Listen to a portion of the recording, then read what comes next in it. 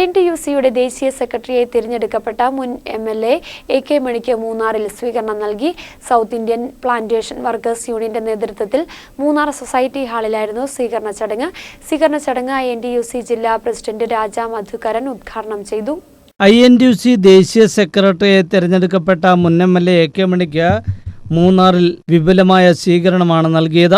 South Indian plantation workers യൂണിയന്റെ നേതൃത്വത്തിൽ Munnar society ഹാളിൽ നടത്തിയ സ്വീകരണ ചടങ്ങ് INTUC ജില്ലാ പ്രസിഡന്റ് രാജാ മധുകരൻ ഉദ്ഘാടനം ചെയ്തു. തോട്ടമേഖലയിലെ പാവപ്പെട്ട തൊഴിലാളികൾക്കായി പതിറ്റാണ്ടുകളായി ഉയർത്തിയ ശബ്ദത്തിന് ലഭിക്കുന്ന അംഗീകാരമാണെന്ന് അദ്ദേഹം ഉദ്ഘാടന പ്രസംഗത്തിൽ പറഞ്ഞു. அகில இந்திய INTUC-னுடைய செயலாளராக எடுத்திருக்கிறார்கள் என்ற செய்தி எனக்கு வந்திருக்கிறது. அது மிக்க மகிழ்ச்சியாக இருக்கிறது. சொன்ன பிறகு நானும் அதற்கு சந்தோஷப்பட்டேன்.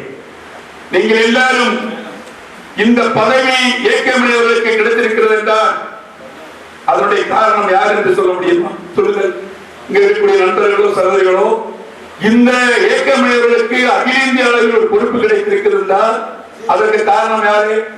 മുനിയാണ്ടി അവർ சொன்னது மட்டுമല്ല.